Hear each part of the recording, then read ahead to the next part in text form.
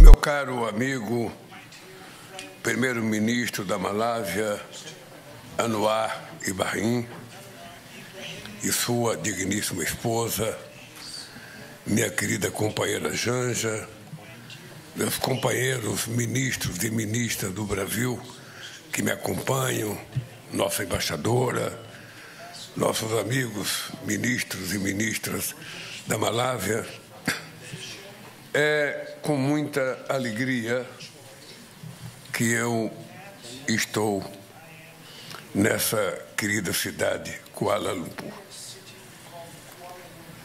Eu tenho na minha cabeça a ideia que a relação entre seres humanos é uma coisa muito química. Quando a gente encontra um ser humano, a gente gosta ou não gosta da pessoa à primeira vista.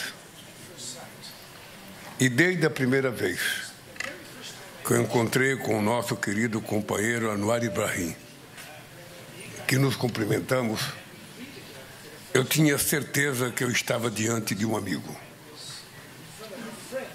de alguém que, como eu, tinha sido perseguido, de alguém que, como eu, tinha sido preso, de alguém que, como eu, tinha uma determinação de acabar com a sua carreira política.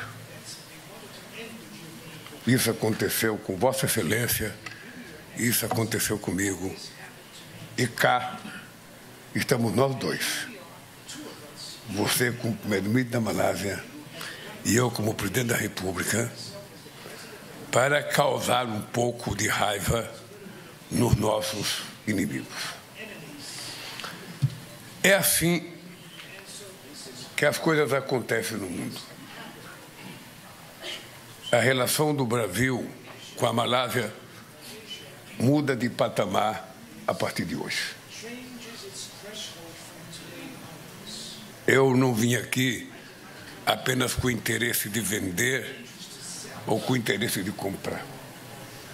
Eu vim aqui dizer ao primeiro-ministro Anwar Ibrahim que nós temos possibilidade de mudar o mundo, de fazer com que as coisas sejam melhores, de fazer com que o humanismo não seja derrotado pelos algoritmos, de dizer ao mundo que o mundo precisa de paz e não de guerra, de dizer ao mundo que nós precisamos de livre comércio e não de protecionismo, de dizer ao mundo que nós precisamos de mais comida e de menos armas. Esse é o objetivo da minha visita à Malásia. E eu quero que o primeiro-ministro saiba que eu levo essas questões com muita seriedade. Eu disse ontem numa entrevista, e vou dizer agora, quando nós governamos um país, eu no meu Brasil não gosto de usar a palavra governar, eu gosto de usar a palavra cuidar, porque a nossa missão é cuidar do povo que nós representamos. E cuidar do povo significa cuidar das pessoas mais necessitadas. Aqueles que efetivamente precisam do papel do Estado são os mais necessitados. Os ricos não precisam do Estado. Muitas vezes os ricos usurpam e usufruem de coisa do Estado que deveria ser dedicado às pessoas mais pobres do Estado. Então eu tenho uma obsessão, primeiro-ministro, uma obsessão. Eu digo, sem nenhuma vergonha, que eu nasci numa cidade em que as pessoas morriam de fome antes de completar 5 anos de vida. E eu sobrevivi. Eu fui comer um pedaço de pão na minha vida pela primeira vez aos 7 anos de idade. E eu sobrevivi. E isso me fez colocar a questão dos deserdados do mundo, dos pobres que muitas vezes são chamados e cuidados como se fossem invisíveis. As pessoas não querem enxergar os muitos pobres. Parece que eles não existem aos olhos do mundo. Mas eles são milhões, milhões e milhões, que muitas vezes estão à espera de apenas um gesto. Estão à espera que uma pequena parcela do orçamento de cada país seja dedicada a eles, para resolver problemas elementares da comida, da educação, da moradia, que custa tão pouco, mas é tratado como se fosse impossível cuidar dos pobres. Eu nunca consegui entender. No caso do Brasil, quando eu tomei posse em 2003, nós tínhamos 54 milhões de pessoas passando fome. Em 2014, a ONU reconheceu o Brasil como um país fora do mapa da fome. Eu fiquei fora do governo 15 anos. E quando eu votei, outra vez tinha 33 milhões de pessoas passando fome. Em apenas 2 anos e meio, nós acabamos com a fome. Uma demonstração de que é plenamente possível. E eu digo sempre que a coisa mais barata, a coisa mais fácil da gente fazer é cuidar dos pobres. Eles custam poucos. E muitas vezes no orçamento parece que é muito, porque eles são muitos. E como tem muita gente pobre, parece muito dinheiro no orçamento. Mas é pouco se a gente comparar com o dinheiro que vai para outras coisas. É apenas uma definição de prioridade. É apenas uma definição de escolha. Porque governar é fazer escolha. Governar é decidir para quem que você quer governar, de que lado você está, com quem que você vai fazer relações. E eu sempre digo que a coisa mais fácil para um homem governar uma nação é você saber de onde você veio e você saber para onde você vai voltar. É você não esquecer a sua origem. É você não esquecer o seu berço. E não ter vergonha das coisas que você fez. Para um governante, andar de cabeça erguida é mais importante que um prêmio Nobel.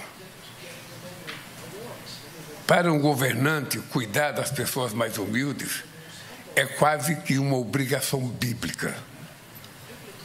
É um mandamento de Deus. Porque é para isso que a gente veio para governar. E quando eu digo que um líder tem que fazer escolha, é porque nós temos que decidir sempre. Toda decisão de um primeiro-ministro ou de um presidente da República é para decidir. Para um lado ou para o outro lado. Para quem que você atender? E nós temos que fazer escolhas. E uma das escolhas que a gente tem que fazer é se a gente quer ser um líder respeitado ou temido. O líder respeitado, ele pode ser amado pelo seu povo. O líder temido, ele pode ser odiado pelo seu povo. Porque essa é a grande mensagem que as lideranças têm que passar para o mundo. Quem é que se conforma com a duração da guerra entre a Ucrânia e a Rússia? Quem é que pode se conformar com o genocídio impetrado na faixa de Gaza durante tanto tempo? E não só a violência dos tiros e das guerras e das bombas, mas a violência de utilizar a fome, a vontade de comer de uma criança como forma de torturá-la. Quando nós aceitamos isso como normal, Nós não estamos sendo seres humanos. Estamos sendo outra coisa, que eu possivelmente não sei o que seja, mas seres humanos nós não somos quando aceitamos isso como normal. E por que isso acontece? Porque as instituições multilaterais que foram criadas para tentar evitar que essas coisas acontecessem, pararam de existir. Hoje, o Conselho de Segurança da ONU e a ONU não funciona mais. Não funciona. Todas as guerras acontecidas nos últimos tempos foram guerras determinadas por gente que faz parte do Conselho de Segurança da ONU e que não consultou e que não aprovou em nenhum fórum. Foi assim com a guerra do Iraque. O Bush não consultou a ONU. Foi assim com a invasão da Líbia. Inglaterra e França não consultaram o Conselho de Segurança. Foi assim, sabe, com a Rússia e a Ucrânia. A Rússia é membro fixo do Conselho de Segurança, mas também não consultou a ONU. E assim as coisas vão acontecendo sem que haja nenhuma governança mundial capaz de dizer não pode ser assim. E entra a questão global. Entra a questão do clima. Olha, como é que nós vamos evitar que o planeta possa ser destruído se nós sabemos o que está destruindo o planeta e não tomamos atitude para evitar que ele seja destruído? Nós tomamos as decisões numa COP e quem é que vai cumprir essa decisão? O protocolo de Kyoto até hoje não foi levado em prática. O Acordo de Paris, muita gente não está respeitando. As decisões da COP no Brasil, da COP 30, eu tenho dito que ela será a COP da verdade. Ela será a COP em que a gente vai ter que dizer se a gente acredita ou não nas informações que a ciência está nos dando. O planeta corre ou não corre risco? As pequenas ilhas do Atlântico e do Pacífico correm ou não correm risco? E esse risco afeta mais as pessoas pobres, que moram nas periferias das grandes metrópoles, que serão vítimas dos desastres climáticos, da seca, da chuva, do vento, do furacão. E nós, líderes políticos, é que temos que tomar decisão do que fazer. Não cada um pensando no seu país ou na sua pátria. Chega um momento em que a gente tem que pensar no planeta. E aí é que é preciso ter instrumentos de governança global. E é isso que nos faz falta hoje. Faz falta para a Malásia, faz falta para o Brasil e faz falta para o mundo. Por isso, meu querido amigo, eu digo sempre que a gente não escolhe pai, a gente não escolhe mãe, a gente não escolhe, sabe, amigo a gente escolhe. Eu quero dizer que você, meu caro amigo Anwar Ibrahim, eu considero como meu amigo. Pelo seu passado, pela sua luta e pela sua tenacidade de enfrentar a diversidade. E eu quero que os ministros brasileiros e as ministras saiam daqui com a certeza de que essa visita de hoje é extremamente importante. Primeiro, pela amizade do primeiro-ministro nos convidar para participar da ASEAN.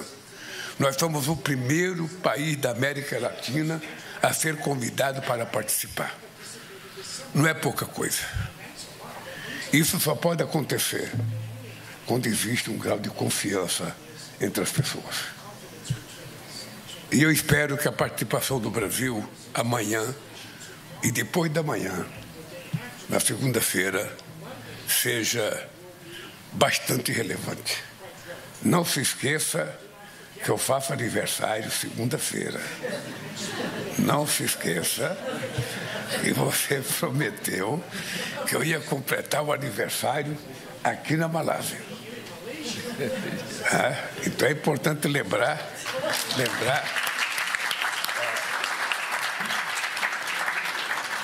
E eu queria terminar, eu nem li o meu discurso aqui, porque eu acho que a reunião foi tão importante entre os nossos ministros.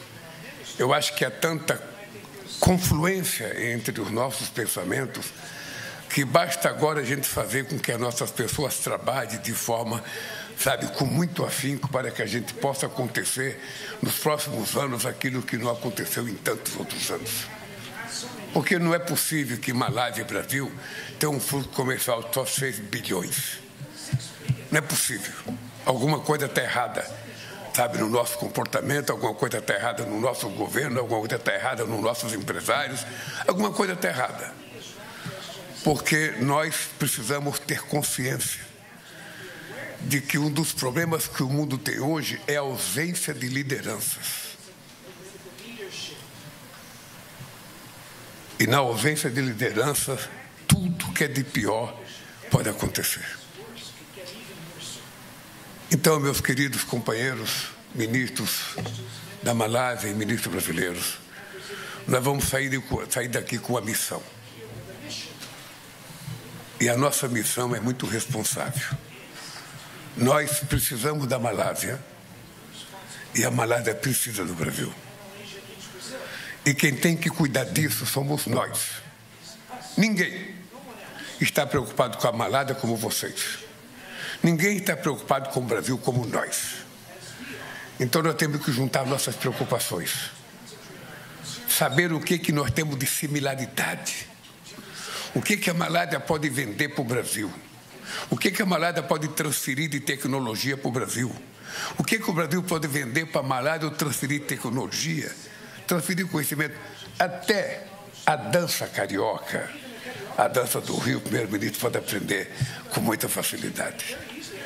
É só deixar um pouco de disponibilidade na sua agenda, porque só a agenda de trabalho não dá certo.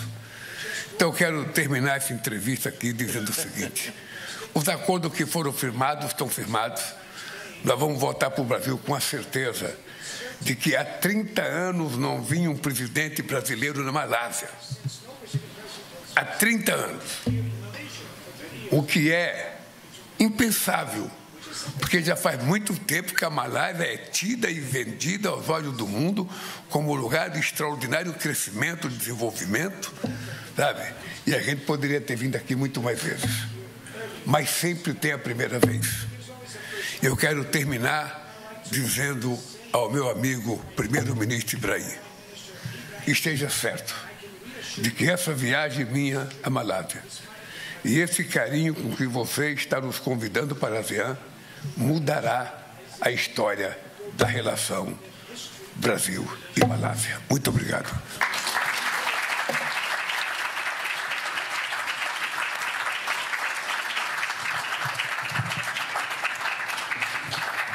Thank you, Your Excellency.